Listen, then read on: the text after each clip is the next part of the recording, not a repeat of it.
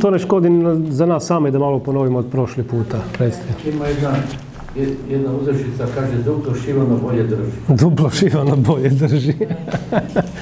Dakle, onda vi mene podsjetite prvo kako smo mi, kad ploču su pobrisali od prošlog tjedna, šta smo mi prošli puta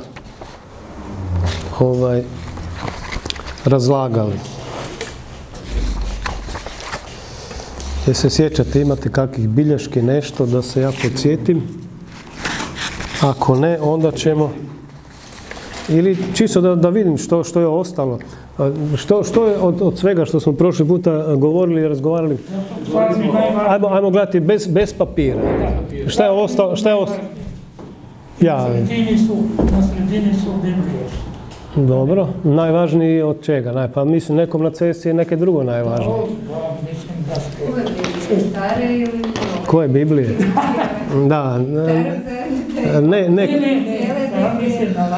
Da. Ne kumranskih spisa, nego Biblije u kanonu, jel? Dakle, židovskom i kršćanskom kanonu zapravo tak je da su stavili, nisu ih stavili u sredini. Ali mislim, i da je zapravo to spoj između starog i unutra se zapravo nalazi. Pa tu ima ovo što je, samo malo da vidim kako se ovo sad uopće radi, ne znam, vidjet ćemo, samo malo, to se možda ovako radi. Da vidimo da li to funkcionira. Nisam to istestirao. Ja sam reći psalam. Dakle, govorili smo o njemu i govorili smo da unutra ima orijentacija, dezorijentacija. Da. Ovo je jedan gospod, mislim, više njih, ali mislim, zapamtite ga, ne zapamtite, ali u tim svim studijima kroz modernu povijest o psalmima ima nekoliko ljudi, ajmo reći, struke teologa koji su ostavili jako puno traga kroz povijest. To vam je sad taj Gunkel i ovaj tu gore, taj Movinkel. A on je samo jedan citat, ja sam uzeo, kaže, kroz sva vremena niti jedna knjiga Staroga zavjeta nije bila toliko čitana kao knjiga psalama. Sad, to se čak i relativno lako može dokazati. Ovo sam ja sročio nešto malo dolje, čisto zbog sebe, a onda sam stavio ovdje, pardon, da bi se podsjetili na nekoliko tih referentnih točaka na koje se treba čovjek pozivati. Pa sam ja ovako napisao. Psalmi nisu samo, i sad pazite, ja sam birao riječi da sve ima svoje mjesto, recimo. Pa onda pažljivo to možete ili pročitati, ili ću ja pročitati. Psalmi nisu samo liturgijski priručnik Jeruzalemskog hrama ili stihovi vrhunske poezije, rečenice biblijske literature. Psalmi su prije svega iskazi iz života koji opetovano ukazuju na puni krug, tako gdje sam birao na puni krug orijentacije, dezorijentacije i reorijentacije. Oni su dio života pobožnosti pojedinca i pobožnosti cijele zajednice. Ja sam tu pokušao ugurati sve što bi se moglo suma sumarom u jako malom sažetku reći, pa možda da analiziramo šta ja pričam. Dakle, prvo zapazite da su psalmi što? Liturgijski priručnik Jeruzalemskog hrama. Kome se sviđa, kome ne, meni je žao, sorry, ali to je tak. Psaltir je namijenjen Jeruzalemskom hramu za zajednički obred. Tu neki od nas ili vas iz nekih kršćanskih tradicija to malo teže ćete prihvatiti, jer kad čitate psalme i mislite da je to samo neki psalmista i to nema veze sa nekom zajednicom. To nije točno, jer kad pažljivo čitate psalme, ne treba, samo treba čitati. Onda ćete vidjeti da je to namijenjeno za Jeruzalemski hram. Drugo, to se dade primijetiti kad ljudi, kršćani, čitaju psalme, da onda možda prvo i nesvjesno zamijete da su to stihovi vrhunske poezije. Jel? Što je točno. Ili dio biblijske literature. Ali smo onda treće zaključili prije svega da psalmi su ne samo poezija, niti samo priručnik Jeruzalemskog hrama, nego su iskaz. To smo nešto pisali, razlika između rečenice i iskaza. Jel? Možemo malo kasnije to još pogledati. I posljednje, zapravo nije predposljednje, 98-99%, skoro svi psalmi imaju zatvoreni krug. Kažem skoro svi, jer imate nekih psalama koji su, kako ih ja zovem, čisti hvalospjev, čisti psalam pouzdanja, gdje nema nikakvog miješanja. Takih je jako malo. Velika većina psalama u sebi ima tog psalmistu koji je orijentiran, koji mu je sve na mjestu, sve mu je jasno. Gospod je pastir moj, ništa mi ne nedostaje, on je divota, na predvorju raja. Ali velika većina psalama, u istom psalmu slijedi i dezorijentacija. Kad se pogubi i tom psalmisti više stvari nisu jasne. Što se događa? Zašto si sakrio lice svoje od mene, Bože? I onda počne. I nakon te dezorijentacije, kad se izgubio, uglavnom opet velika većina psalama završava, pogotovo dole na kraju svakog psalma imate, da se taj, kogod da je psalmista, reorijentira. Ponovo se nađe blizu Boga, da tako kažem. I zadnje, dakle, psalmi su dio života pobožnosti pojedinca. Istovremeno i pobožnosti cijele zajednice. To smo spominjali da u nekih kršćanskih tradicija oni nisu po defaultu ili po obrascu dio zajednice. Tu i tamo u nekih naših zajednica pročita nešto slučajno, omane mu u neku nedjelju pa pročita psalam. U drugih zajednica nema šanse. U drugih zajednica kršćanskih on je dio svakoga bogoslužja. Jel' tako? To znate, ako ste iz rimokatoličke, iz pravoslavne, reformirane, evangeličke, luteranske, anglikanske sredine, vi nemate bogoslužje gdje nema psalma. Točka. Dakle, to je onaj dio zajednice.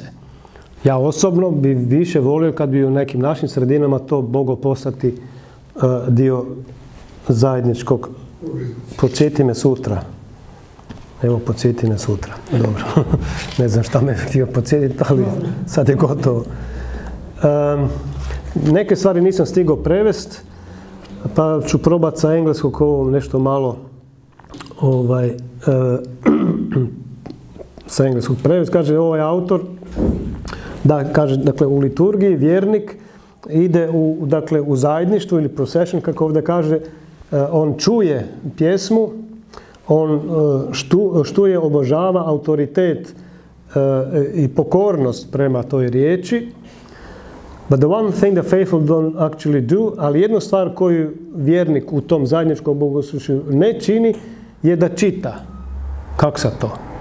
Pa tako je, šta piše? It is always read to the people by someone else. Kaže, to je, pismo je čitano i oni sluša. Nekoga još. Da, ja tu sad, danas smo nešto diskutirali, možda je netko od vas bio, možda nije, ne znam. Mi smo u nekoliko navrata protekle godine radili to takozvano javno čitanje Svetoga pisma. Ne znam, neko od vas bio, nazočio. Dakle, tamo nije niko u svom redu koji ste bili čitao bi, nego ste sjedili i slušali one koji čitaju. I ja ne znam, pošto nisam bio na toj strani, nego sam bio na ovoj strani čitatelja, ali pretpostavljam i znam kako čovjek doživljava kad jednostavno sluša čitano, bez da ja čitam. To bi oni koji su slušali bi trebali meni posvjedočiti, jer uglavnom sam na drugoj strani, pa onda rijetko sam onaj koji sluša. Ali kao što ovaj autor kaže, dakle, vjeran, the faithful vjernik, on sluša ono što je ljudima čitano od nekog drugog. Meni osobno bi bilo zanimljivo čuti kako vi to doživljavate, te dvije stvari, čitanje i slušanje. Mislim, to nije ili, to nije ili jedno ili drugo. To nije isto. Jedno ne isključuje drugo. Ali, velim, bilo bi mi zanimljivo možda kako vi doživljavate kada slušate čitanu Božju riječ, čitano Sveto pismo, čitanu Bibliju. Ne da je čitate, nego da sjedite i slušate. S pažnjom, naravno, ne u polusnu.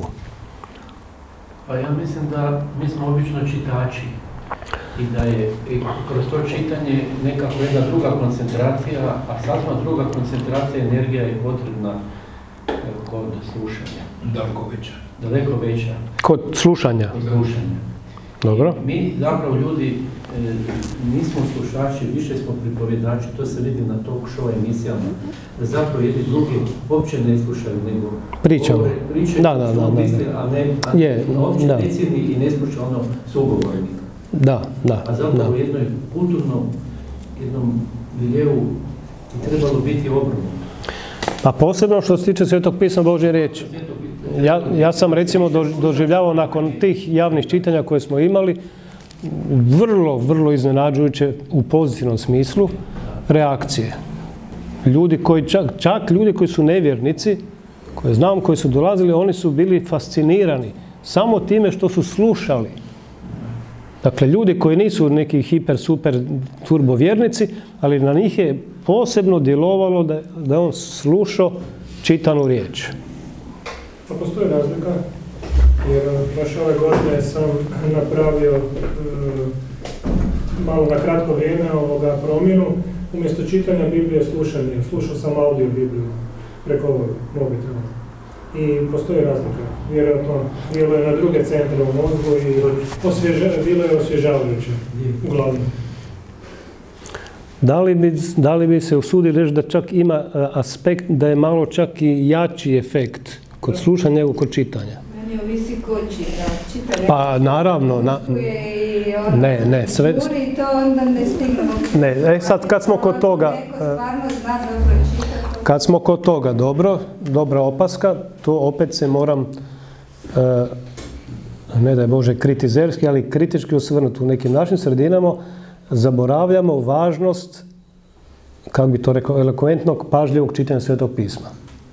I recimo, u naše židovske braće, za rabina čitati Sveto pismo, to je cijela znanost. Interpunkcije, naglaska. Dakle, to se ne može čitati bez zareza, bez točke, bez upitnika, bez uskličnika. Sveto pismo se ne čita kao jutarnji list. Pa i jutarnji list koji puta čovjek pažljivije čita nego Bibliju. Tako da naravno da je jako bitno kako se Sveto pismo čita. Ne samo da se čita pa idemo, jel? A ima još nešto, kako sam čitam, onda uvijek čitam na isti način. I onda samo šibam preko teksta. Jer mislim, već sam prvo pročitao. Da. A kad neko drugi čita, onda sam primijetio da sam počeo se fokusirati na neke druge detalje koje prije nisam primijetio. Da, to je točno, upravo tako. Kad je neko prefamiliariziran s Biblijom, onda pročitaš, pa to sam već znaš i onda samo ideš. Ja sam to doživio recimo na onom prvom čitanju kad smo bili povodom dana reformacije Rimljana poslanicu, kad je moj dio prestao, pa sam sjedio i slušao moje kolege koji su čitali. Ja sam upravo tako doživio neke dijelove ko da je prvi puta. Ali sam ja slušao. Tako da ovaj čovjek, taj Legaspi, to dobro je primijetio. Dobro, mi smo rekli da, barem pretpostavka i ponuda je da psalme gledamo kroz taj neki trostruki, ja sam to nazvao obrazac. Prvo, sa psalmima se živi. To se da i provjeriti. Jer, kako je ovaj rekao prije Movinko, da od svih knjiga Starog Zavjeta psalmi su najčitaniji. Bilo da vam to netko čita, bilo da čitate sami, ili bilo da u životu doživite neki od psalama na vrlo konkretan, vrlo praktičan način. Ja mislim da je to iskustvo većine vjernika, jel? I kad smo prošli put razgovarali, svako ima neki psalam koji mu je drag, recimo. Jedino što, kad bismo više užili psalama, onda za razliku da vama, meni bude 1, 2, 3 psalma dragi, ima ih 50, a ne 2 ili 3. Samo se treba malo više tome predati. Drugo, sa psalmima se Bogu služi. To je aspekt ovoga zapravo posebno službe u zajednici, u crkvi. Kao služba Bogu, zato psalmi imaju svoje mjesto. I zato ponavljam ponovno, one bi trebali imati redovito svoje mjesto da bi služili Bogu na taj način. Kao mi, recimo, u protestantskim evanđelskim tradicijama imamo dosta tih u glazbenih pjesama koji su psalmi, što je ok. To je u redu. Ali još uvijek nedostaje upravo to čitanje i slušanje. Svaka čast pjevanju, dapače. Ali ima vrijeme kad moraš se... Kako? Nisu li se psalmi isto pjevali? Kako koji? Kako koji? Neki su se pjevali, neki su se čitali. Dakle, to možemo vidjeti kod samih, kad gledate podnaslove ovih psalama, onda imate neki, jasno, kad čak u nekim psalmama specificira uz instrumente ove ili one, a negdje je to, što bi mi danas rekli, poezija koja se čitala. Sa psalmima se umire. Tu se ne može zanemariti da je upravo u životu Isusa iz Nazareta, Isusa Krista, psalmi upravo tako. U službi Isusovog na zemlji, on je sa psalmima živio. Prisjetimo se što smo rekli. Kada je počela Isusova služba? Javna. Dolatkom u hram. U hram i velika većina ljudi pamti da je Isus došao, kaže, u subotu u sinagogu, pa mu pružiše svitak proroka Izaije i onda tamo kaže, to je ono što sam spomenuo, ako se sjećate, da nema teksta bez konteksta. Jedno je pročitati 2-3 retka, a zaboraviti širi kontekst. Onda što bi rekli u žargonu, promašio si ceo fudbal. Jer u tom kontekstu, kada je Isus došao, to je, da li je to Matej 4? Da. Dakle, tu imate Isus dolazi u Kafarnaum, ulazi u sinagogu.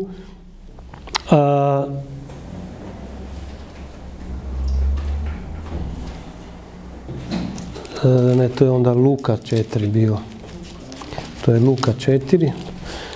Ušao u sinagogu, kaže, i pružili su mu svitak proroka Izaije. I onda je on pročitao, dakle, otvorili su mu svitak ili te suboto bilo na redu to čitanje, jer opet nemojte zanemariti i tu jednu važnu stvar. Psalmi se ne čitaju kako kome padne na pamet. Nego psalmi se čitaju po redu koji ustanovljuje bilo sinagoga, bilo crkvena zajednica. Jel? Kod vas koji se izidimo katoličke sredine ne dođe župnik na oltar i sad je njemu jutros baš moj taj psalam pasao i sad ga on pročitao, ma nema šanse. On zna što je tu nedjelju ili koji dan koji psalam je na redu. Tako da i ovdje ista je priča. Nije Isus uzeo svitak pa je rekao, joj, znate, ja bi vam baš pročitao, danas bi vam pročitao iz Izaije. Pa ne bi, nego bi pročitao što je današnji red. I taj dan je bio red prorok Izaija, koji on pročitao, kaže, na meni je duh Gospodnji, jer me pomazao, poslao me da donesem radosnu vijest siromasima i tako dalje. I tu sada ispada da je počela javna služba Isusova, nakon ovog događaja. Pa nije sasvim točno, to smo ustanovili zbog šireg konteksta. A kontekst je sljedeći u tom pogledu. Isus je prije toga bio u pustinji 40 dana, kušao ga je đavo, a đavo ga nije kušao tekstovima iz proroka Izaije, nego tekstovima iz psalama. I onda kaže, tada se Isus vrati sa silom duha u Galileju. Prema tome, nije on u toj sinagogi kad je čitao Izaiju, sada je duh došao. Na njega je duh došao kad je već došao u sinagogu. A u sinagogu je došao gore, kad čitate, kad ga je đavo kaže, odvede ga u Jeruzalem, postavi ga na vrh hrama, te mu reče, ako si zaista sin Božji, skoči odavde, jer je pisano, naredit ću svojim anđelima za tebe da te neprestano čuvaju. To je psalam 91. I dakle, kad je prošao kroz cijelo rešeto ovdje, pod silom duha je došao u sinagogu i tu je počela njegova služba. Jer njegova služba ne počinje čitanjem Izaije, nego snagom duha. To nije isto. Jel? Dobro. Dakle, to je služba i život Isusov uz psalme. A ovo treće, pa to je skoro pa nepotrebno naglašavati. Pa sami znate, od muke do križa Isus je bio sa psalmima. Od Getsemanskog vrta, Bože moj, zašto si me ostavio, pa do zadnjeg daha, Bože, u tvoje ruke predajem svoj duh, psalam 31. Dakle, on je i živio i služio Bogu i umro uz psalme. Na neki način ja predlažem, nudim, smatram da i mi kao ljudi, kršćani, vjernici, bi tako mogli u taj trostruki obraz staviti sebe u odnose na psalme.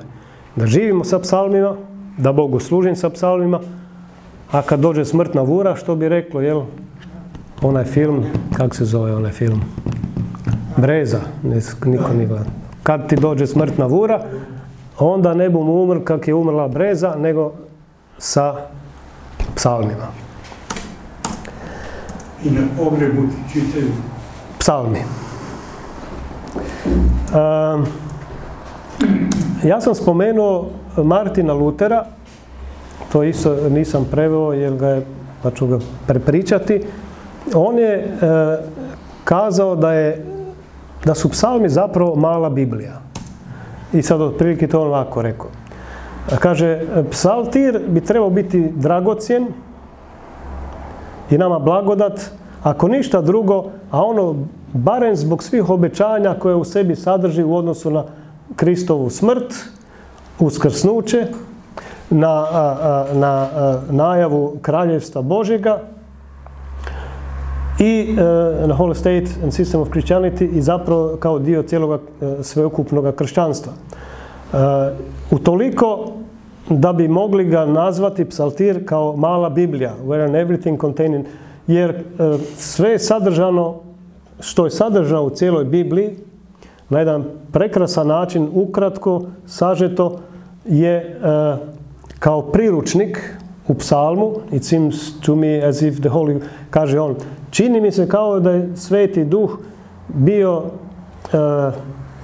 dragovoljan to take himself a trouble, da se uloži trud, govori o Duhu, da psaltir sakupi kao jedan skraćenu Bibliju primjera koja dotiče sveukupno kršćanstvo, sve svete,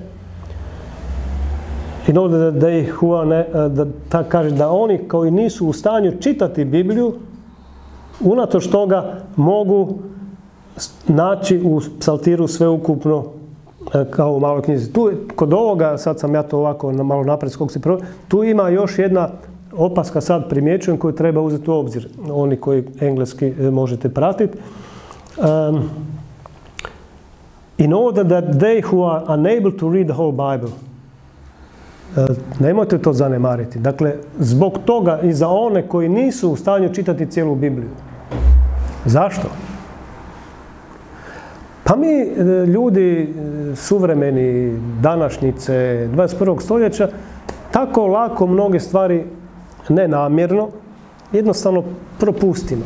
I propustimo uzeti u obzir da je ljudski rod za takozvanog zapadnog svijeta postao, da tako kažem, pismen prije možda 200-300 godina. Što znači pismen? Pa u vrijeme Svetoga pisma, Staroga ili Novoga zavjeta, 3, 4, možda 5% ljudi su uopće bili pismeni. A ne morate ići 3000 godina unazad. Hodite 200-300 godina unazad, ljudi su bili nepismeni. A šta mislite da je Matija Gubec imao doktorat iz teologije, pa onda uzeli vila i išli pobune, pa taj čovjek nije znao ni čitati ni pisati. A ovi koji su bili iza njega s lopatama, oni nisu A, B, C znali. Dakle, nemojmo zaboraviti da u povijesnom, civilizacijskom smislu većina ljudi su jednostavno Bibliju morali slušati jer nisu znali čitati. I nisu doma imali Bibliju, i nisu imali biblijska društva. I to nama tako olako promakne. I to nije dobro. To je malo, ja bih rekao, naša arogantnost i bahatost, jer mi sve znamo, tako da uopće zaboravljamo. Da je prosječan čovjek mora ići, ne znam, u župnu crkvu da bi slušao da ovo čita. Ne zna čitati, ne zna pisati, novce nema ni da kupi knjigu, gdje bi uopće kupili i koliko bi je platili. Nema šanse. I još mu čita na latinskom. Prema tome, njemu jedino, i tu je problem što velite. I tu je problem, i on dođe u župnu crkvu, ovaj mu čita na latinskom, opet niš ne razme. Dakle, kad god okreneš, u problemu je. Ali postojali su, ja znam da su postojali po manjim mjestima, po selima, ljudi koji su znali Bibliju i kod kojih su ljudi dolazili i slušali. Znači, Biblija se prenosila riječ. Pa, upravo to kažem. Dakle, to kad ste to spomenuli, barem na ovim našim prostorima, eto, ipak i reformacija je donijela nešto dobroga, jer su upravo reformatori išli to po tim selima, pismeni, uglavnom luteranski župnici, koji su onda čitali ljudima. Jer tu, ajde, kakvi god da jesmo, možemo se nešto malo i mi pohvaliti. Mi smo Hrvati najgori na svijetu.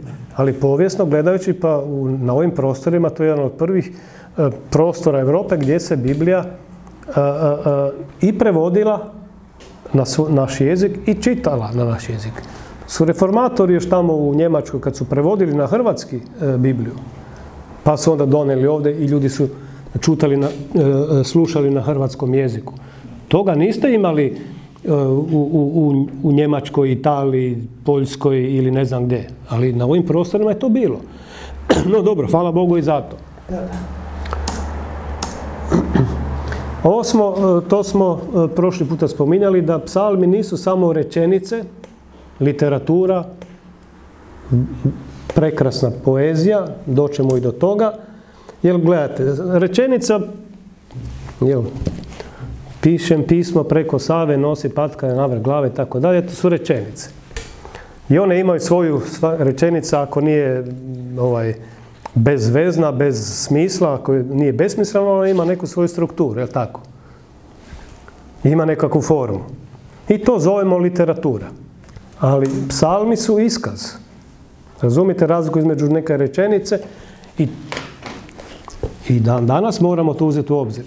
Da je razlika ako Bibliju uzmete samo kao zbirku biblijske literature i puno lijepih, krasnih rečenica, ili je uzimate kao iskaz osobni ili iskaz zajednice. Jer iskaz ima u sebi poruku i značenje.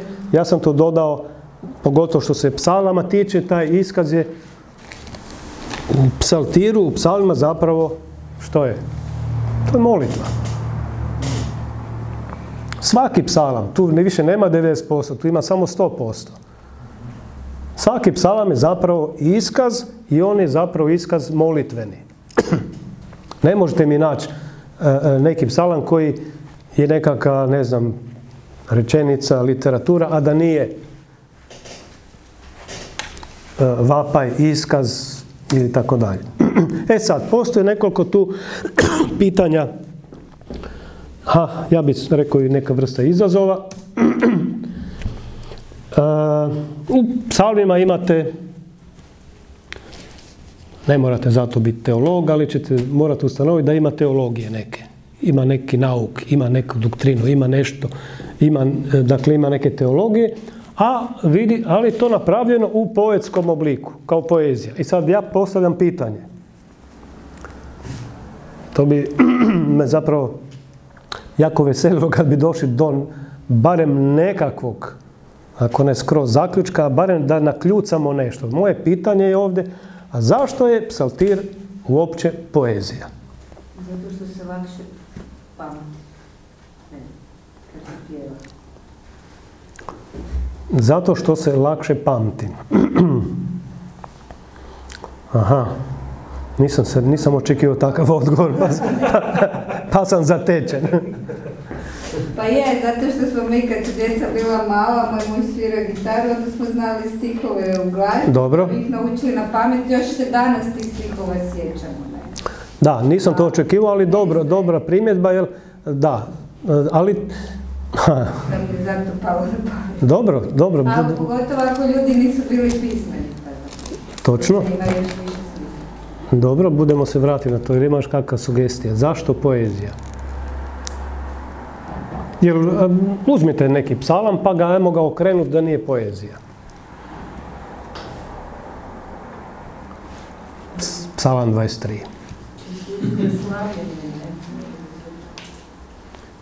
To isto, da, jer ona uloga je, jer proza se ne pjeva. To ko da pjevate telefonski imenik, to bi išlo malo teže. Dakle, pogađa i srce i dušu.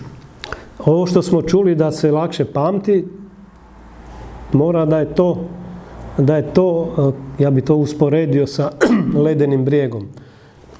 Ispod toga ima dole velika većina, a gore je malo strši. Jer što se lakše pamti?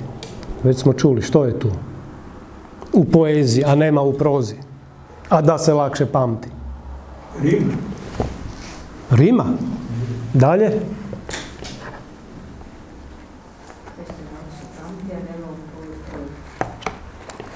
Ritam. Jel? U prozi teško da ćete vi čitati Zasave Miroslava Krleže u poeziji pa da ima ritam. Pa vi ste mrtav čovjek.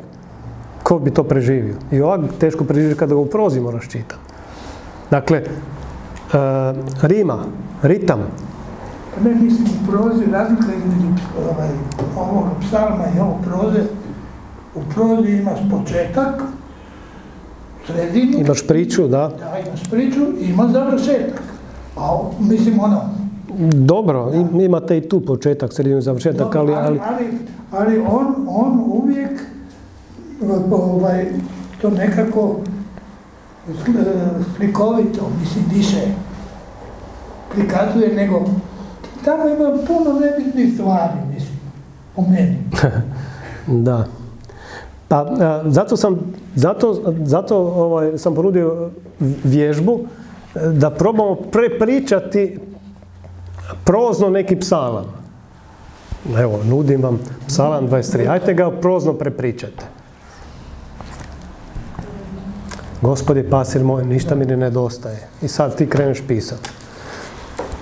Dobro, kad je to i malo onako, kako bi se to rekao, metaforički, i onda znati jasno. Da. Sad, već sam pol zaboravio što ste sad rekli, onda bolje da počnemo pisati, inače od toga ne bude niš. Dakle, rekli ste da se... Pa, ajmo, pa šta fali?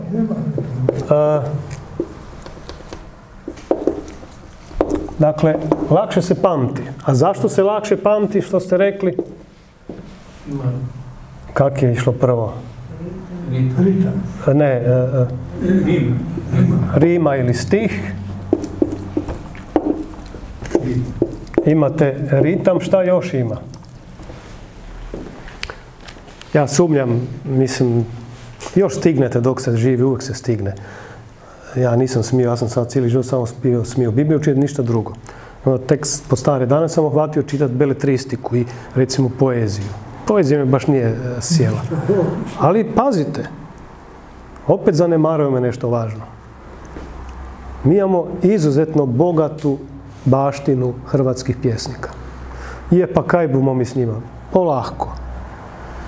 Ja već dugo se oštrim da probamo povezati Bibliju sa poezijom, ne biblijskom.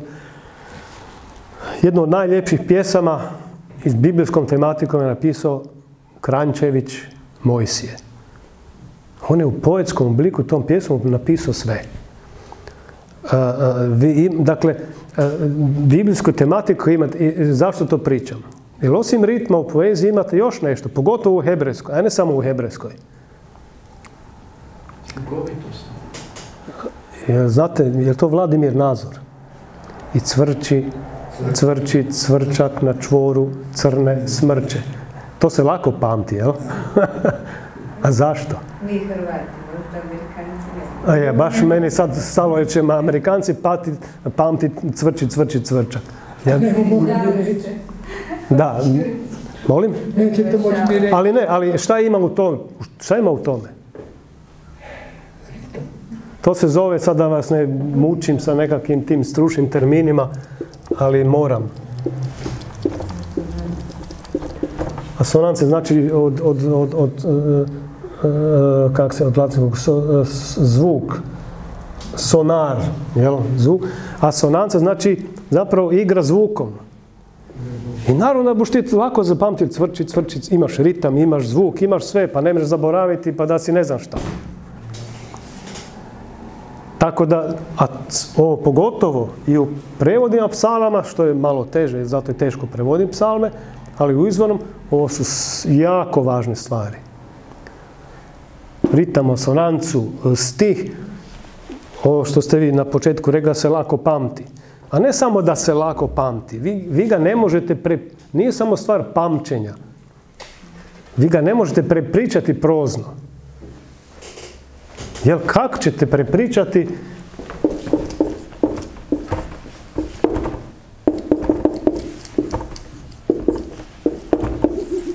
baš bi volio da mi to prepričate, da mi napišete Psalam 23, ali da nije... Kako bi počeli? Hajde, počnite Psalam 23 u prozi. Ja pitam, hajde, pomučite se, baš me zanima, kako bi to išlo? Kako bi počeli taj psalam uopće? Gospodin je moj pastir, to može biti rečeno. Pa to je već ovdje, ništa novoga. Ja tražim priču, prozu.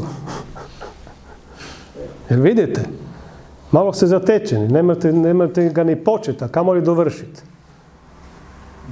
Šta, gotovo? Ne morate mi prepričati Psalam 23? Ljudi Boži. Mora malo vremena. A sad treba malo vremena. Da, sad treba malo vremena. Super. Znači, ušteda vremena, poezija. Da, i to napiše, ušteda vremena. To ne bom napisao.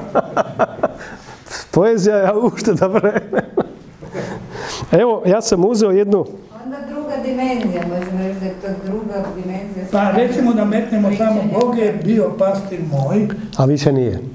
Pa je. Pa, vi ste... Da, to je druga dimenzija u odnosu na prozu, to sam reći. To sigurno, da. Ali mi to gledamo iz perspektive ne samo teorije literature, nego iz perspektive doživljaja. Doživljavanja, da.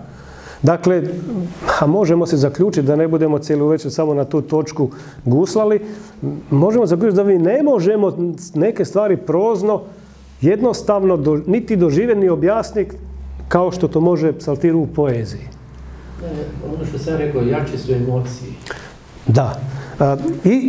I samo značenje. Evo, ja sam uzeo jedan primjer teorija književnosti Milova Solara, koji, to je ovako jedna jako zgodna stvar za proučiti. Vidite da nije debelo. A iz nje ćete naučiti više od onih knjiga kad imaju 300 stranica. Jer taj čovjek, davno pokojni, je imao izuzetan talent kako da približi običnom čovjeku te neke teorije književnosti. Mislim, to može razumjeti i pučkoškolac, a stručno je. I onda on objašnjava ovdje razliku između poezije, proze i drame. I onda je uzeo primjer jednog našeg izuzetnog pjesnika Antuna Branka Šimića, pjesma Opomena, i ja ću prepisati kako on to ovdje piše ovako.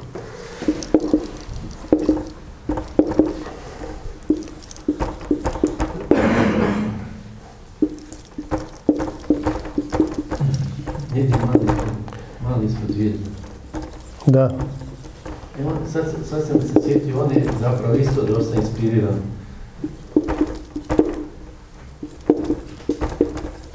To je jedan stih iz njegove pjesme Opomena. Dakle, on kaže: čovječe, pazi da ne ideš malen ispod zvijezda. To je poezija, to je jedan stih. I sad to prebaci u prozu i izgubio si otu. Šta si izgubio kad bi išao u prozu to reći? I kako bi doživio ovo ili da o tome pišeš? U njegovim pismama isto ima dosta teologije. Ima, da, ali evo to što smo do sad rekli. Imate rimu, imate stih, imate određeni ritam i imate, šta zapravo imate? Kako doživljavate ovo u ovom poetskom obliku? Slikamo se Hristu. Čovječe, pazi da ne ideš zareznica da je to u komadu. Jer bi to bilo isto u doživljavanju? Čovječe, pazi da ne ideš malen zarez ispod zvijezda. Nije isto. Naravno da nije isto. Ovo kad ga gledate, kad ga čitaš, on te tako, kako bi čovjek rekao, fokusira. Prvo ti kaže čovječe, pazi. I već ti zastaneš, to je taj ritam, jel? Da ne ideš malen, i tu si morao stati, kaj god da to znači, ispod zvijezda. I kad to sve sažmeš, šta je pisac htio reći? Šta je htio reći? Da paziš kad ideš prek ceste. Super.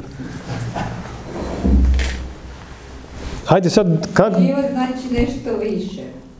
Ne, mene zanima šta je ovdje pisac htio reći. Pa nemojte da ne znate. Da treba puno papa da porastemo. Super analiza poezije. Moraš po papa da ne budeš malen. Molim? To je sad ništa.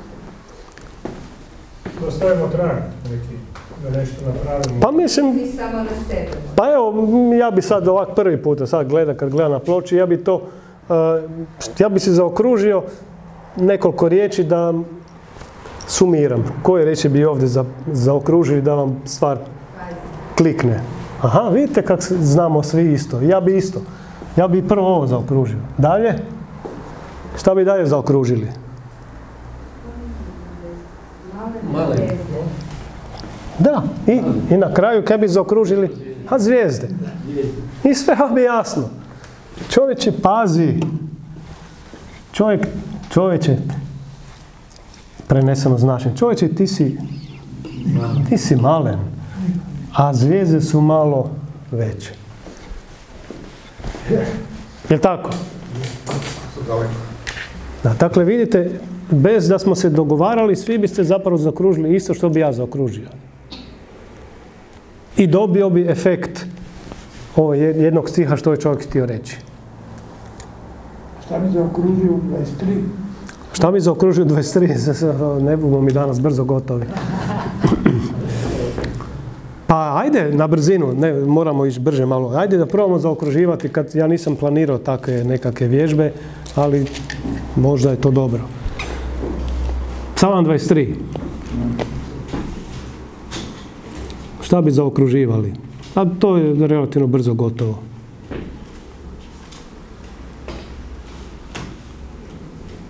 Jahve, neuskudjevo.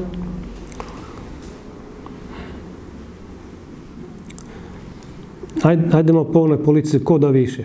Pa recite. Pastir. Ja znam što bi ja sam slušam da vidim da li se slažemo. Ja bi zaokružio pastira odmah.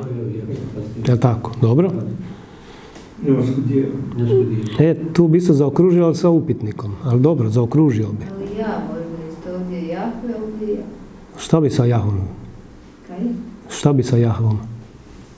No ništa, samo sam htjela reći kako je u prvom stihu u tome Jahve, jer pazite, dobro imam moj, a onda ovdje kaže ničem ja neuskudjevo. Mislim, taj ja, ne je taj ja pao. Dobro. Ja bi krijepi. Dobro, idemo dalje da krijepi. Mislim, stalno je ta nekakva između Bog. To je cjelokupni psalam, da, ali je. To je cjelokupni psalam. Mene zanima samo i pojedina riječ. Kad mi zaokružimo pojedinu riječ, onda imamo polako cjelinu. Psal... Pa onda ono... Pastir, dobro. Da bi dolinom smrti. Čekajte, ima još prije možda nešto. Samo riječ, nemojte mi dolinu. Jedna samo. Kako? Upravlja. Pastir upravlja. Već imate priču skoro, jel? Pastir upravlja.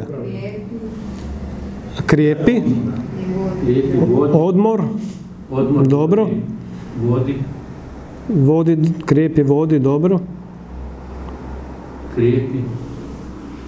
To smo imali. To je sve već rečeno u ovim riječima koje ste rekli. Krijepi, to je sve u tome. I to smo riješili. Dakle,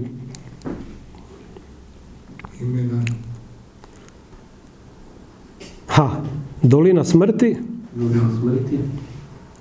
Dobro, ja sam rekao riječ, ali ne bojim se. Štap i palica. Ja ne bi zaokružio štap i palicu, me podsjeća na batinu, ali bi zaokružio utjehu. Jer nama danas palica i štap nemaju istu metaforu koju onda za pastira.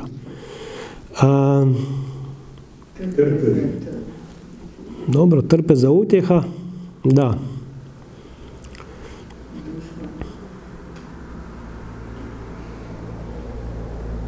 Dalje je problem. Da, ulje... Ulje vam je opet sad situacija, mi čitamo Bibliju iz naše perspektive koji cijeli život čitamo Bibliju, pa znamo šta je ulje. Ali ulje danas nije metafora za ovo. Znate, vam mogu donesti litru ulja pa vas polit po glavi, pa bi vidio reakciju vašu, ne? Ja piše u psalmu da je to kao ulje koje slazi niz bradu Aronovu. Onda bolje se tu na glagole dobro. Prostireš. Dobro. Mažeš, prelijevati. Dobro. Prebivati. Da. Naša koja se preljeva, to nam je razumljivo. To nam je razumljivo, da. Da, dobro ovo što ste rekli, tu možda u ovom dijelu na glagole više nego na... Vratit ćeš. I tu već kad bi te reči izvukli, onda bi dobili neku priču. I prebivati. Ali sve što mi sad tu zaokružujemo, ovaj to stavi u jednu poeziju, jednu pjesmu sa svojim ritmom i tako dalje i tako dalje. Dobro, evo, ne bi više oko toga, ja se nadam da je to, mogli bi se došli u nedogled, ali barem imamo neku ideju zašto je psaltir poezija, a nije pripovijest, iako, tu se ne smije zaboraviti, da velika većina psalama u sebi sadrži i neku priču. Tako da naša podjela na poeziju i prozu nije bezuvjetna. Jer zato mi, prosječni ljudi ili vi ili ja, ne čitamo baš previše poeziju. Sumnjam da vi svaki dan si pročitate neku pjesmu hrvatskog pjesnika. Zašto? Kako bi ja to razumio, tam neka ne? Zato koji puta zaboravite da i taj pjesnik nešto hoće da neku priču je ugradio unutra. I zato nama samo ostaje tu nekakvi stihovi, nekakav ritam, nekakvi zvukovi koji nas onda izživciraju. Sljedeće pitanje ili izazov što se psaltira tiče je, psalmista govori bez zadrške, otvoreno, ponekad čak i grubo, i to vrlo često o stvarima kojima mi bismo danas ipak govorili malo uvijeno. Takozvani eufemizmi. Jel? Ljepše zvuči kad govoriš, ne znam, o onim stvarima života koji su nam malo teže. Bili ste na sprovodu i onda kažete gdje se bio. Bio sam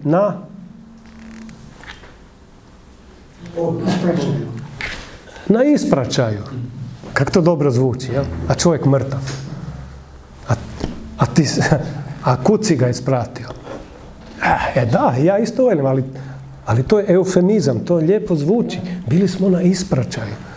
Pa skoro ti je drago da si bil na sprovodu. Ali moraš tu tešku situaciju malo uljepšati. Psalmista to nema uljepšavanja. Pogotovo kod lamentacijskih psalama. Zato sam spomenuo, recimo, psalmista nerijetko ima sarkastične, da ne kažem, cinične, za novozavjetnog čovjeka, kršćana, malo teško pada, oni psalmi proklinjalački. Nama Novi Zavjet kaže, blagoslivljajte, ne proklinjite. A ovaj ga udre po njemu pa kaže, blago onome koji baci dijete u zid. Super! Kako to lijepo zvuči. Ili smrskamo lubanje. I tako dalje. Da mu, ne znam, žena umre, da nema sina, da kaže, recimo psalam 102, da li to 102, ne znam točno, ili koji, dakle, on se okomi na dušmana i sve najgore mu želi. Jedan od ovako dosta pokojnih, pomalo mračnih i pjesnika i pjevača je bio, ako ste čuli, Leonard Cohen.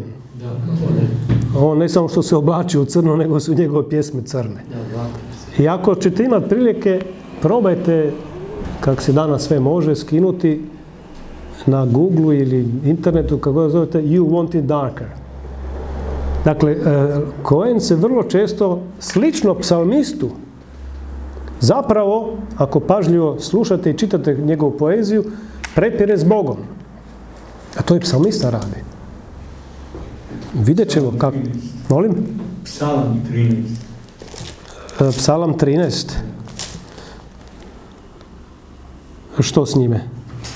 Pa tu se prepire sa Bogom. Pa da. Ma to je samo jedan od. Da. Ovo je relativno blag. Tu se još nije pravo posvadio. Tu je još on pravi pristojan.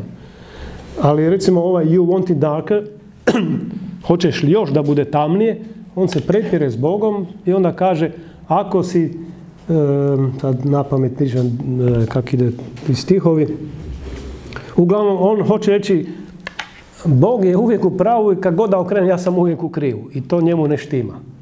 I onda cijelu pjesmu ide oko toga. Prema tome, ja nemam šanse. Ali on to radi na jedan ciničan i sarkastičan način. Probajte to si odslušati. Pošto su psalmi dio liturgije, treba ih kompletno čitati i sa tim crnim dijelovima. Obično ono liturgije ima odabiru se dijelovi psalma, da. A mislim... Zbog toga, zbog neke... A gledajte, moje pitanje onda, a šta smo dobili izostavljanjem? To je redukcija. Redukcionizam, jer naravno da ćeš ti reducirati na ono što je lijepo, krasno, što ti paše. A neš, izbacit ćeš ono što je... Pa zato govorimo o toj takozvana parezija. Šta je parezija? Govorimo otvoreno. Parezija je... Parezija je u 6. stoljeću prije Krista, to su u Grci upotrijebili da bi, kako su imali tradiciju govorničku, jel?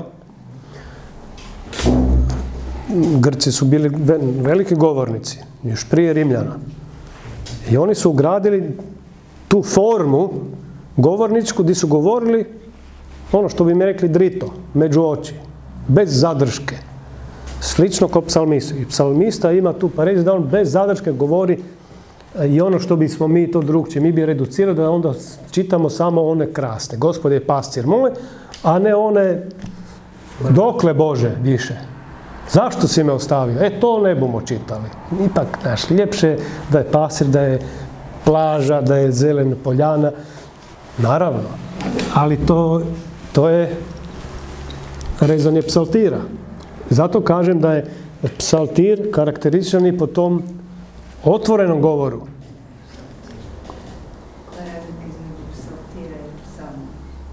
Aha, dobro, i to je tu negdje bit će ako požurimo. I onda ćete naići na treću stvar kao izazov i pitanje, ja sam to tako nazvao, čudljivi psalmist. I tu imate kao pravo njihaljku raspoloženja. Ja sam tu stavio kao primjer, ovo su samo primjeri, Psalam 22. Znate samo, prva polovica psalma je takav kakav je. Bože moj, zašto si me ostavio? Čopor pasa me okružio. Opkoliši me junci mnogobrojni. Ja sam crv, a nisam čovjek. Podruguju se meni. Sam se ti u Jahvu uze, neka ga izbavi, rugali su mu se. Tak su se Isusu rugali pod križem. Aj ga sad nek ti pomogne. Jer to Iliju zove. Dakle, sarkazam, cinizam. Jadan je. Probodoše mi ruke i noge, sve kosti mogu probrojiti. Zure u mene. Haljine moje dijele među sobom i kocko bace za odjeću. Samo to se sjetimo da je to u istom kontekstu, zaboravimo ovo. I onda najedanput, ali ti o Jahve daleko mi ne budi. Snago moja, pohiti mi u pomoć. 23. redak. A sad braći ću svoje navješati ime tvoje. Hvalit ću te usred zbora koji se bojite Jahve. Hvalite ime njegov. Je to isti psalmist? Je to isti čovjek? Je. Kak znaš? Možda je došao neko pa je zalepio sa selotipom doda drugu polovicu. A to isto rade analitičari psalama. Kažu ne, ovo je nemoguće, ovo mora da je neko prihefto, pridodo. Jer kako ćeš objasniti sad je ovakav, na jedan put je onakav? Kak? Kako ćete vi to objasniti? Čaša vina. Molim? Čaša vina. Ha, ne znam. Osjetio se kako treba. Kaj se osjetio kako treba? Sjetio se, prvo je jadikovo, onda se sjetio da tak ne Došli mre. k sebi. Pa je A čega se sjetio? Kad je čovjek... Sjetio se da život tak ne mre ići dalje i onda odlučio da će promijeniti ploču. Pa koji mi gre? To jako dobro zvuči kad bi to bilo realno. Pa ne znam, ja tak doma znam kukat nad samom sobom, onda nakon nekog vremena shvatim da nemam ništa toga, pa promijenim ploču. Gledam šta ima dobro. Kad mogu. Da, dobro, to je ono kad... onu priču kad mi je došao moj bivši student, neću imenovati koji, kaže profesora kako ste, ja kažem a nikak, a on veli Bogu hvala. Ja sam rekao dobro si se sjetio Almire, di si ga našao, kako ste, nikak, Bogu hvala. A onda ti dođu drugi ovaki koji kažu ne morate za to biti kršćanin. Pazite, nije to tak baš. Ja sam se sjetila, pa mislim to nema smisla, ajde da ja promijenim ploču. Kad bi to bilo tako, onda ne bi bilo toliko ljudi okolo, onda bi svi mijenjali ploče, pa ne bi bilo ni bolnice, ni psihijatrije puno, ili bi svi samo promijenili ploču i super bi bilo. A nije tako.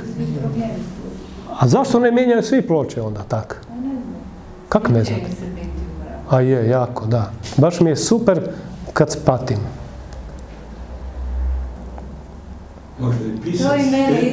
To i mene pitanje isto muči. Zašto ne promijene ploču? Šta vi drugi kažete, jel vi isto mijenjate ploču ili kako? Možda i pisac tog psalma ne doživi i ne prekrene uvijek ploču. A ovaj puta je. Vrlo često mijenja ploču. Kad gledate psalme, a nije teško jer... Dobro, različiti su autori.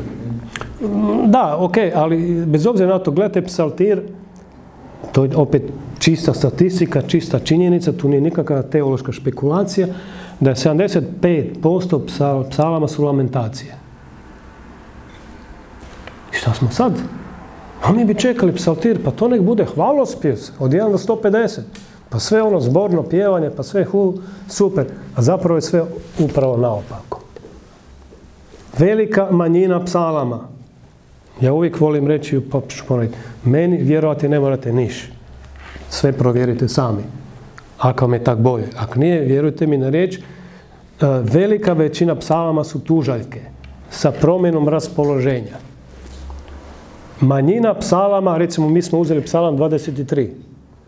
To je jedan od rijetkih psalama koji ja ga zovem čisti psalam, koji je čisti psalam pouzdanja. Vi u psalmu 23 nemate nikakvih tužaljki. Njemu je sve super. I takvih psalama čistih budete nabrojali možda brat bratu 10, 15, od 150.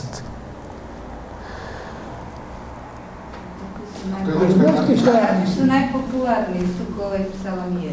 Kad ljudska narav je takva da se puno brinemo, onda jedanput se promijenimo. Ja mi, nekom kaže do kraja. To je ljudska narav jednostavno tako. Što, da kukamo? Promjenljiva, da. A dobro, sad kako ko? Mi, dobro, ljudi... U životu nam nije sve onako kako mi hoćemo. Ali evo, kolegica rekla da ono promijeni ploču. A onda meni dolaze ljudi koji, zato sam spomenuo, ljudi koji s Bogom baš nemaju previše. Puno, ali uvijek dođu, morate pozitivno razmišljati. Da, dobro. Ako imaš Boga, onda ti je lakše razmišljati. Pozitivno, da. Znaš da je Bog u kontrolu. Ja mislim, kako se čovjek osjeća. Da li je on u momentu kad je počeo pisati psalam bio tužan ili mu se nešto dogodilo. Jer i oni su bili ljudi, i mislim, koji mi, i imali su probleme svoje. I onda je u toku tog, nije on to napisao za tili čas, ja pretpostavljam, nego ga je vremenski. Da. Ali... Možda je to kao neki recept. Kako treba. Kad si u tuzi, ne volji, onda kaže, ali ti o jake daleko mi ne može. strgni dušu moju, znači, da, ali tu... izaći iz toga, moraš se Bogu obratiti. Da, to sam htio reći, ali tu nije stvar teorije, kakvi velite. To je recept, pa ti sad kao kuharica otvoriš 10 deka tužaljki, pa onda pol kile hvalospjeva i gotov psalam. Kad bi to bilo tako jednostavno, bilo bi super. Ali kad se neko spomenuo, uzmite psalam 73, jedan od vrlo zanimljivih psalama. Ako doživimo i ako budemo u ovakvom broju, ako ne budemo opet 1,5, onda ćemo doći do toga. Ako ne, onda ne bomo došli. Kad dođemo do konkretne orijentacije, dezorientacije i reorientacije, ovo je sad samo uvodni dio. Tako da ovo nemojte računati da je sad to. To je sad samo preduvjet za ono, ako Bog da, ako imate volje, kad budemo došli do te 3 cjeline, sa konkretnim psalmima, onda ćemo se vratiti na ovo pa ćemo se sjetiti. Ali sad momentalno psalam 73 uzmite kao primjer. Na brzinu. 73. Kako je dobar Bog čestitima onima koji su tako da. A meni umalo noge ne posrnuše, zamalo koraci ne okliznuše, jer zločincima sam zavidio gledajući sreću griješnika. I sad da ne čitamo dalje, on je rekao, kuka. Niš im ne fali, gle, lopovima dobro, a meni poštenjaku sve krivo ide. Ustima na nebo ne slučaju, ma gle, psuju, a ja ne bi, oni izađu iz crkve i Boga opsuje, jezika njihovo bara na zemlji, ustima na nebo nasrću. A ja ne daj Bože da bi ja nešto opsovao. Dakle, on je sve 5, a ovima koji su sve u krivo, njima dobro ide. I on je ovdje napisao, a ja zavidjeh njima. I to smo spominjali prošli puta. Promišljah da bih spoznao 16. redak, ali mi se učini mučno u očima mojim.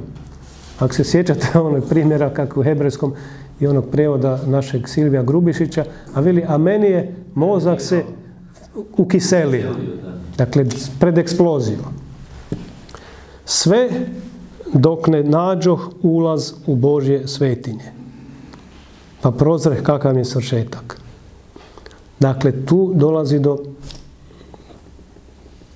kako velite, preokrenuo ploču. Ali nije on preokrenuo ploču zato što su mu rekli, čuj, moraš pozitivno razmišljati.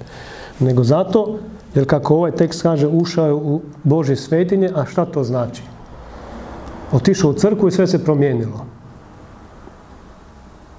Odeš koji put u crkvu, pa ti još bude gore. Vidiš koliko ga ogovara i kako se svade među sobom. Onda bolje ostani doma.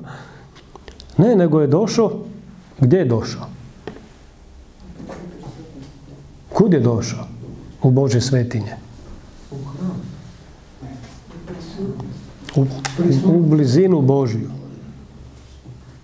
Bio on na Zrinjevcu ili u katedrali ili u crkvi ili u zajednici. Dakle, on je došao u Božju svetinju, znači on je došao, kad je došao blizu Bogu, onda se stvar, kad vi velite, ploča promijenila. A ploča se ne mijenja zato što mu kažu daj, moraš pozitivno razmišljati. Nego njegovo iskustvo Boga je promijenilo cijelu priču. Zato taj čudljivi psalmista često puta ima, što ste vi rekli, djelomično su to i emocije, jel? Koji puta fermentira, najrađe bi ga raspalio. I to se opet vraćam na ovu pareziju, na otvorenog govor. Mi koji puta smo mi smo imamo barem 3 aureole gore. I mi se ne usudimo, kad ste se vi usudili ovako razgovarati s Bogom? Jeste? Ste kad pitali Boga, dobro Bože, dokle to? Ja više ne mogu. Ja ne znam za vas, blago vama, ako toga nije bilo, ja bih onda zamolio da mi recept donesete. Nisam, ali čula neke ljude da jesu. Baš bi volio recept da mi e-mailom pošaljete kako se to radi, da se nikad nisam ni na što podigao glas. Puno puta došlo. A to ni na što da nisam podigao. Pa da. Ja, ili na Boga. Ovaj je svoje dušmane slavu pakao, bacao djecu u zid, koje svoje dijete htjeli baciti u zid. Ne? Aha, nekak mi se sumnjivo smijete. Znam neki. Aha, dobro. Uvijek su neki, dobro, ja znam puno takvih i ja sam dio takvih koji puta. Ne da bi bacio dijete u zid baš, ali da bi se malo prepiro, ili se vi uvijek molite samo hvalospjeve? Ja sam uvijek, tako se osjećam, izolirano u društvu svetačkom, da se nekako mi je neudobno. Jer... Ja sam zadnji put rekao da mi je dugo trebalo. Da, sjećam se. Da. Dobro, ajmo mi dalje. To samo barem da koliko možemo na brzinu. Dakle, psalmi, ja sam to nazvao u abrahamovskim vjerama. To su te 3 vjere, religije koje kreću od Abrahama, to je židovstvo, to je islam i to je kršćanstvo. Jer svako od te 3 na ovaj ili onaj način je ukorijenjeno u Abrahamu. Kako u Abrahamu? Pa za Židove je to lako zaključiti. Kad se Isus prepirao sa farizejima, onda su u Ivanu 8 recimo, kad su se onako malo zakvačili, šta su mu rekli farizeji? Oni su rekli, vaš je otac đavao. Što ti govoriš? I onda su mu odgovorili, mislim tamo su se debelo izlagali na mnogo mjesta, naš je otac Abraham. Kad biste zbilja bili djeca Abrahamova, postupali bi se prema djelima Abrahamu i tu je bilo dosta. Dakle, oni su se stalno pozivali na Abrahama. Jel? Abraham kao praotac Židova, židovstva. U islamu to ima, ćemo kratko, ja sam spomenuo da jako malo se o tome uopće priča, govori, u Kuranu psaltira nema, ali, da, budemo još jedanput, ali se upire prstom na važnost Davida u islamskoj tradiciji. U kršćanstvu smo već, molim? Što to znači da budu smo dali zemlju? Doćemo do toga. Psalmi u kršćanstvu, to smo malo spomenuli kad smo sad razgovarali od pojedinca do zajednice. Jel? Kroz povijest psaltir je uvijek imao važno mjesto u kršćanskoj zajednici.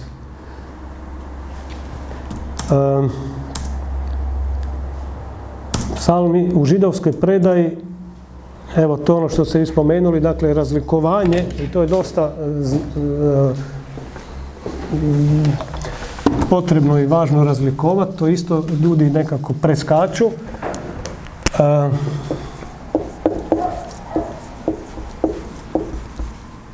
Psalm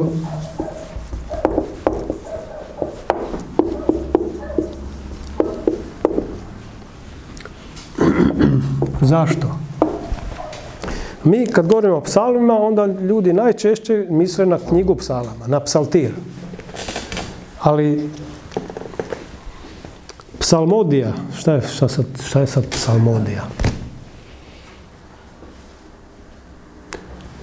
Nauka u psalmu. Komplicira mi psalme. Ne. Psalmodija su psalmi, dakle, isto što imate u psaltiru, imate kroz cijelu Bibliju. Kako sad to? Pa evo tako, evo vam primjere gore. Zna se taj, da to nazovemo literarni žanr, dakle forma koja je ista i u psaltiru i izvan psaltira, davno prije nego je uopće nastao psaltir kao knjiga psalama, već je postojali su psalmi. Izlazak 15. Židovi su prešli Crveno more, jel, to smo malo čas spominjali, i tada Mojsije s Izraelcima zapjeva ovu pjesmu Jahviju slavu. Pjesma je ista riječ kao i u psaltir pjesma. U čast Jahvi zapjevaču, jer se slavom proslavio, konja s konjanikom u more. Moja snaga, moja pjesma, sad dalje čitate, isti je ton, isto je ko da čitate neki psalam. Kad bi to prebacili, ovu pjesmu, u psaltir uopće ne bi primijetili da je ovo napisano davno prije psaltira. Odete u knjigu Sudaca, 5. poglavlje, to je pjesma ili psalam one jedne jedine žene među sucima, Debore. Tada, toga dana, Debore, Barak i tako dalje, zapjevaše ovu pjesmu. Čujte o kraljevi, poslušajte kneze o Jahvi, ja pjesmu pjevam, Jahvu Boga ja slavim i tako dalje. Opet. Ovo prebacite u psaltir, uopće ne bi vidjeli razliku. I opet ponavljam, ovo je davno prije psaltira nastalo. Dakle, vi imate psalme izvan psaltira. Ja sam napisao ovdje drevna jahvistička psalmodija. Dakle, vi ste imali proslavljanje Jahvu Boga u obliku psalama prije i poslije psaltira. Ana, majka Samuela, prva Samuela, drugo pogled, to je čisti psalam. Odete u Novi Zavjet, u Lukino evanđelje, Marija, Zaharija, čitate, copy-paste u psaltir, ne bi uopće prepoznali da čisti psalam. Dakle, vi imate tu tradiciju psalmodije ili psalama i prije i poslije knjige psaltira. Ovo smo već spominjali, pa možemo to brzo riješiti. Psalam 73 kao primjer da i u poeziji imate pripovijest. Jel? Psalam 73 je jedna dobra, dramatska, ne znam da li ste uspjeli pročitati onaj moj tekst, članak iz anafore o psalmu 73. Ako niste, probajte to pogledati. Ja sam pogledao. Da. Ovaj Hrčak. Da, na Hrčku ima to. Vi i Boris Beck, da. To smo nas dvojica skrpali, mislim nismo skrpali, ali puno tu još ima za reći, mi smo to koliko smo mogli ukratko staviti. Prikazati da je psalam 33, osim što je psalam, on ima priču, on ima dramu, on ima napetost, psalmista zavidi, pa onda on razmišlja da bi bio isti kao on, pa se zapravo i prepire s Bogom. Ako niste primijetili u psalmu 73. Zar sam samo ja čuvao ruke čiste, kaže Bogu. Mislim, tu se mora staviti u cipele, u kožu tog čovjeka. Kome on to rekao? Pa ni to svojoj ženi doma pričao. On je to govorio Bogu. On je Bogu govorio, Bože dragi, što sam samo ja tu jedni ostao pošten. To mi ne zvuči baš ko hvalospjev. Nego mi zvuči, Bože dragi, šta je ovo? To nije fair. Da bi na kraju, jel, kako smo pročitali. Dakle, mnogi psalmi u sebi imaju pripovijest priču. Jahve u svom svetom hramu, u židovskoj predaji, u židovstvu, u tradiciji,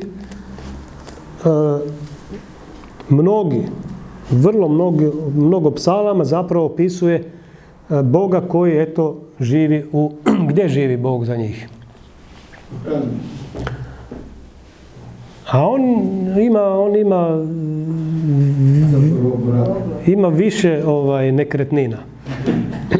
Ima zemaljsku i nebesku. Jer u mnogo psalam kaže da on gleda s neba. Onda malo ode na drugo boravište, pa ode na zemlju. Tako da, ali njima je važno da je Jahve u svom svetom hramu. Sad, nemamo mi vremena filozofirati, a gdje onda konačno, gdje je taj Bog, gdje sjedi? Kao prvo, kako ćeš Boga staviti na jedan stolac, bilo u hram, bilo na nekakvu, ne znam, neko sazvježđe, pa sjedi tamo negdje u uglu.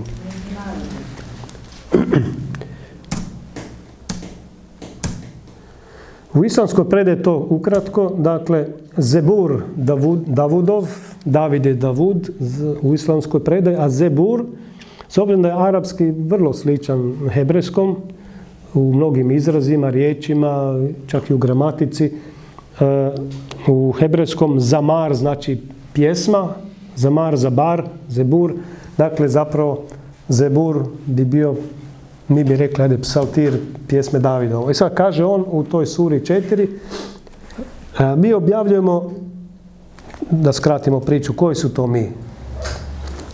Nemamo puno vremena.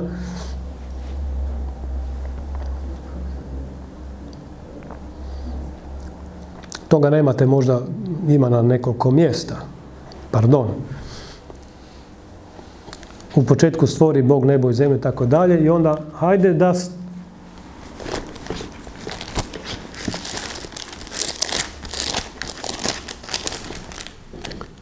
I reče Bog, načinimo čovjeka. A ovaj kaže i mi. Taj mi je zapravo, nije sad za to vrijeme, ali usput, u Kuranu Allah je koji puta ja, koji puta je mi. Ovdje je mi. Dakle, mi objavljujemo tebi što smo objavljivali Nuhu. Nuha je Noa, vjerovjesnicima poslije njega, objavljeni smo Ibrahimu, Abrahamu, Ismailu, Išmaelu, Išaku, Izaku, Jakubu, Jakovu, Isau i Isusu, Ejubu, Jona, Ejub je Job, Joni, Sulejman, Harun je Aron, Sulejman je Solomon, a Davudu smo dali Zebur.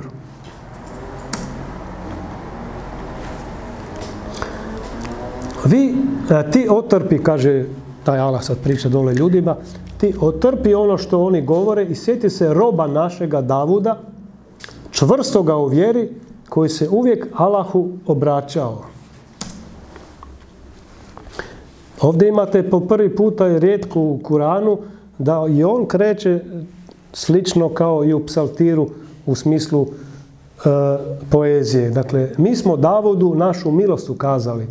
O brda, ponavljate zajedno s njima hvalu i vi ptice, učinili smo da mu mekano gvožđe bude. Dakle, to je već poetski tekst, to u Kuranu jako malo bude.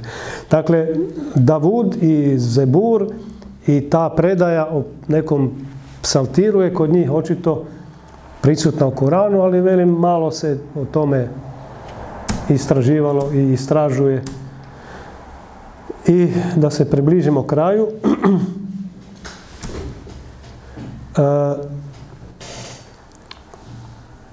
Isus i psalmi,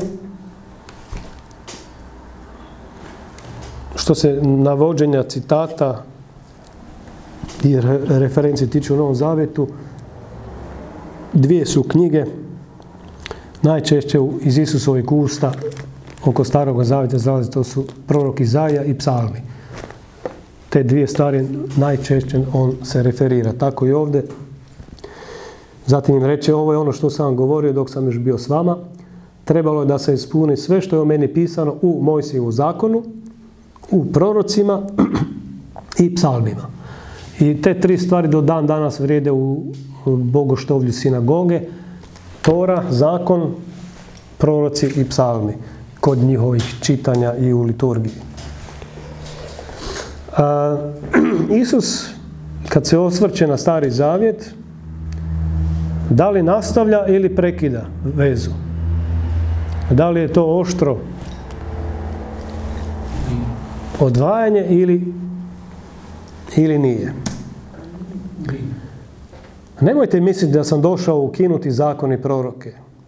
Ne dođoh da ih ukinem, već da ih ostvarim.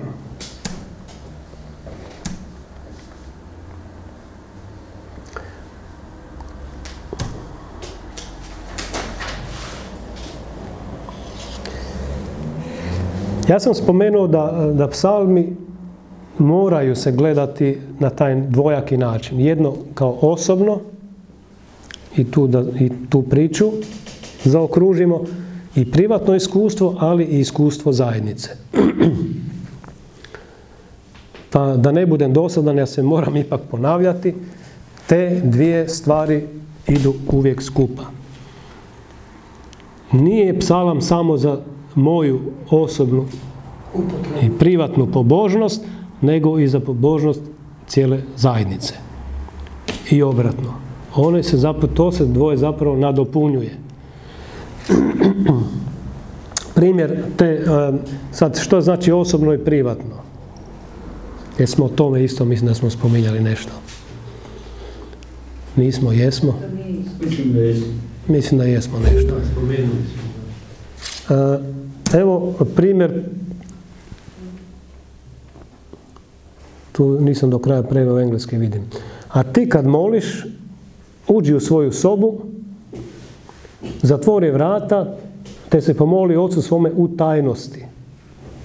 Pa će ti platiti Otac tvoj koji vidi u tajnosti. Ovo engleski zaboravite na kraju. Tu sad grčki nije nije font valjda preveo kak spada, budemo to popravili. Zatvori vrata te se pomoli Ocu u tajnosti. U grčkom je ovdje izraz kriptos, kripta. A oni koji se time bave i istražuju su ustanovili da u staro vrijeme taj pojam i taj prostor, taj kripta, kriptos je u kući značila, mi bi rekli, špajza, da ne velim WC. Dakle, špajzu ne stavljate smočnicu u centar, usred dnevne sobe ili kuhinje ili kupaone ili podrma. Gdje bude smočnica? Na kojem prostoru? Negde u ćošku. Je li tako? Tako je on ovdje kaže. Ti odi u prostor u svojoj kući koji nije dnevna soba, nego u tajnosti. Jer, sada bacimo u 21. stoljeće, iz ovoga doba, uđi u svoju dnevnu sobu, upali televizor i pomoli se Ocu u tajnosti. Nije rekao uđi u svoju dnevnu sobu pa će ti platiti Gospod dok gledaš Zvijezdane staze, recimo. Nego odi u špajzu,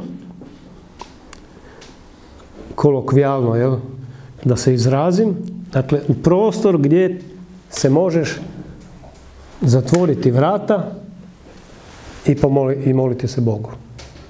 Ima tu kakve veze kripta kao što dalmatinci vele, ono, naš, ne. A u crkvama, u crkvi imate kriptu, je li tako?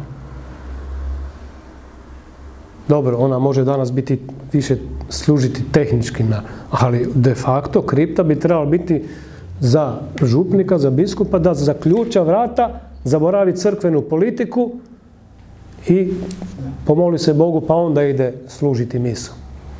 Sad koliko to radi, ovo to ne bi se štel miješati. Ali to je ideja. Da. Dobro, ne, kripta je u crkvi, unutar crkve. To nije isto kao kapelica, ne. Ne, nije kapelica. Kripta je, odite u katedralu, ne, odite u katedralu, odite ravno levo, budete vidjeli ulaz u kriptu. Svaka, samo ne obazirate pažnju. Odite u vaše crkve, pa ćete vidjeti da u crkvi ima mjesto gdje je kripta. Jer župnik se ne presvlači tam pred oltarom, jel? Pa onda ovi gledaju pa plješću kak ima dobru habit. Ne, nego ide u kriptu, a to je to. Ide u kriptu, tam se presvuče, pogleda je li zgodan i onda ide na oltar. Ne. Kripta je mjesto ne samo da se presvuče u svoju svećeničku odeću, nego da se tamo Bogu pomoli u tajnosti. To je ideja i teorija, a ja u praksu ne ulazim jer ne znam. Ne mogu nikoga kritizirati. Možda ima i takvi koji to stvarno rade. Vjerojatno ima, iskreno. A ima i koji se samo kravatu zategnu u kripti. To nije moj problem. Moj problem je ovo što kaže. Ti kad se pomoliš i ne moraš biti župnik, ni pastor, odi u špajzu. To je novi prijevod 21. stoljeća. Odi u prostor, u mjesto gdje možeš biti sam. Pa odite u WC pa zaključajte. Ovo smo već spominjali, to je trostruka, to je sve prisutno u cijelom psaltiru. Svakom ćete psaltiru naći da je psalmista orijentiran, da mu je sve super, da je na poljanama zelenim, da se ni smrti ne boji, osim kad je dezorijentiran pa pita dokle, Bože, psalam 13. Zašto si me ostavio? To je potpuna dezorijentacija. A meni noge skoro okliznuše jer sam zavidio. Tamo ga opominje Svevišnji u psalmu 39. recimo, zapravo sam psalmista kaže to isto da vidimo što zapravo govori. Ja se nadam da je 39. Je.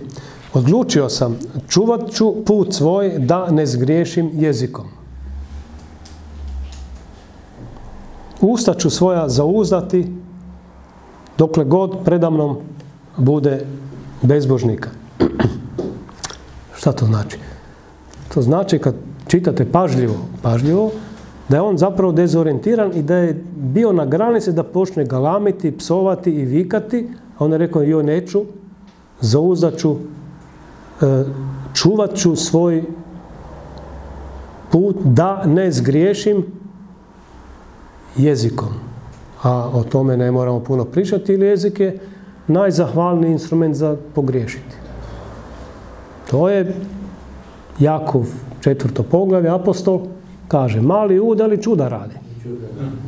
Čuda radi. Ma nemaš ti boksaž, ma da me tresni, pa tresni me, pa sam mrtav. Ubi me. Ali me nemoj killing me softly. Nemoj me onako lagano ubijati svojim jezikom. Što kaže ti Nulić, kako žeže tvoja riječ. Kako žeže, da. I ovaj na rubu, i to samo ovo je primjer, ima par takvih psalama gdje ovo je samo što nije počeo galamiti. I onda je rekao, ne, čuvat ću svoj put da ne zgriješim jezikom. Dakle, on je dezorijentiran bio. I, Bogu hvala, što bi rekao, evo vam opet taj isti psalam, kad je on već bio dezorijentiran, objavi mi, Gospodine, moj svršetak, kolika je mjera mojih dana, da znam kako sam ništavan. Evo, pedljem si mi dane izmjerio, život moj je kao ništa pred tobom, tako dalje. 8. redak, a sada čemu da se nadam, Gospode? Zvuči kao, evo, više i danas kolokvijalno kad ljudi znaju reći, i čemu više se nadam? Zapravo hoće reći, izgubio sam nadu. Sva je nada moja u tebi. I sad ćete u toj drugoj polovici ovoga psalma i da se on ponovo našao i da se reorijentirao. E sad, tu ima par primjera i ovime ćemo zaključiti. U svojoj sreći rekoh, neću se pokolebati nikad. I kako to dobro zvuči. A ja bi dodao, a šta kad sam u svojoj nesreći, hoću li se onda pokolebati? Lako je reći ovako, to je jako dobro zvuči. U svojoj sreći nikad se neću pokolebati. A kad me dovati, onda ću zaboraviti to što sam rekao, jel? Dobrotom si me, o Gospodine, na goru nade postavio, ali čim lice sakriješ, sav se uplašim. I onda on kaže, a kakva je korist od moje krvi? Kakva korist da u grob siđem? A ne znam, je li bio već na mostu da se baci dole, je li bio suicidalan, pa je rekao, kakva sad korist ako sam mrtav?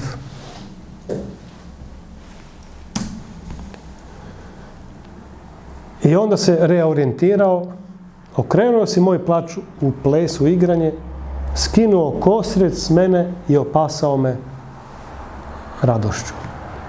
I time da zaključimo, to je ono što smo već prethodno rekli, u zadnju točku reorijentacije se ipak ne događa i neće se dogoditi samo da se referiram na ono vaše, da okrenuo ploču i da mi sad čovjek na cesti kaže moraš samo dobro, pozitivno razmišljati. Mislila sam zapravo na to. Ja ne znam, ja ne čitam misli, tako ne bi se štel mešati. Dakle, okrenuo si moj plać. I tu je reorijentacija. Te 3 stepenice, zato sam je to rekao da je to krug. Krene sav je super, sav je u sreći i sam sebi kaže, ja da se pokolebam, nema. I se sjeća, ili vam to zvuči poznato iz Novoga Zavjeta? Ne? Kak je taj bio orijentiran dobro? Isus je na putu već prema križu, a Petar kaže, ne daj Bože da se tebi šta dogodi. Idi od mene, Sotano. A on kaže, ja ću s tobom i u smrt ići. Tak je čvrsto orijentiran bio.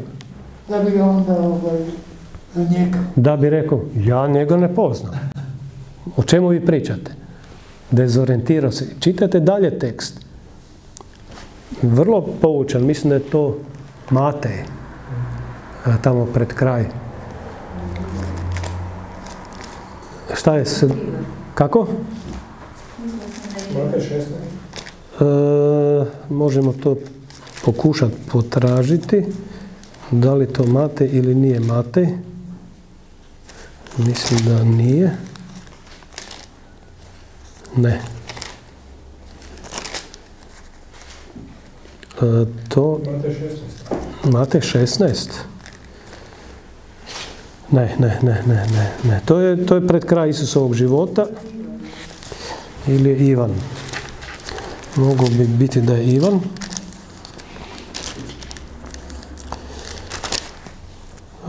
I na kraju ćemo mi ipak, čini se, završiti u Luki. Dobro da nema 10 evanđelja, tako da smo brže. Uglavnom, tamo u toj sceni imate da je, kad je shvatio svoju slabost i svoj krug, mislim da je izašao van i kaže da je zaplakao jako.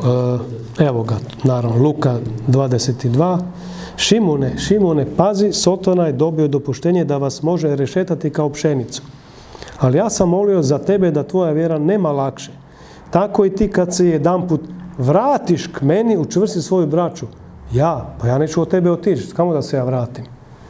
Gospodine, ja sam spreman s tobom i u tamnicu i u smrt ići. Kažem ti, Petre, da danas neće zapjevati pjetao dok 3 put ne zaniječeš da me poznaš. Neću se pokolebati nikad, Psalam 30. Možda moj Petar to i citirao. Ja se neću nikad pokolebati. I na kraju znate dalje priču kad se čita 54. redak i dalje. Isusa su uhvatili. Petar je sjedio u tom društvu koji su bili blizu svog tog događanja i kad ga vidje neka sluškinja gdje sjedi kraj vatre, upre oči u nj i ovaj je bio s njima. Ženo, ja njega ne poznam.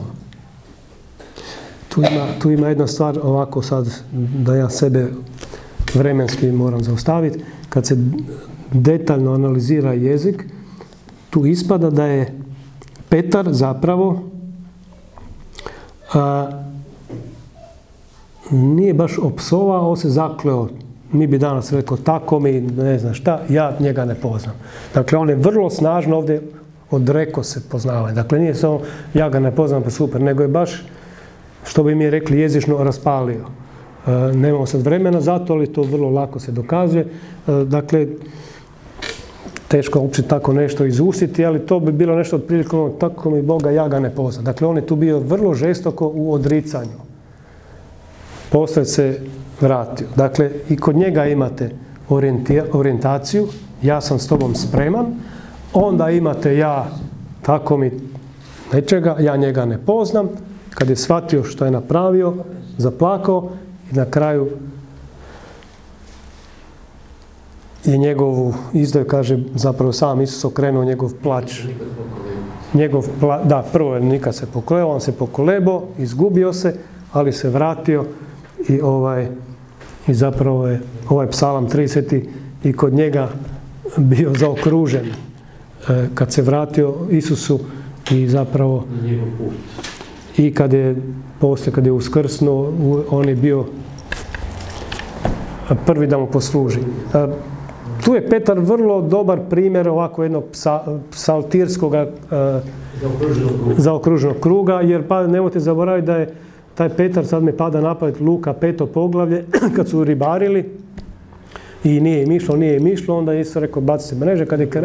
Kad je krenulo, onda je Petar izlazivši iz vode iz čamca rekao Isusu, idi od mene jer sam griješan čovjek. Dakle, on je bio svjestan svoje slabosti i svoje naglosti kroz cijeli svoj život sa Isusom. I zapravo je vrlo dobar primjer ovoga psalma u smislu, evo vidite, i on je zatvorio krug. Eto. Da. Hvala lijepo. Ako bi se ponovo vidjeli, onda ćemo krenuti u konkretno. Ovo je bilo samo uvodno.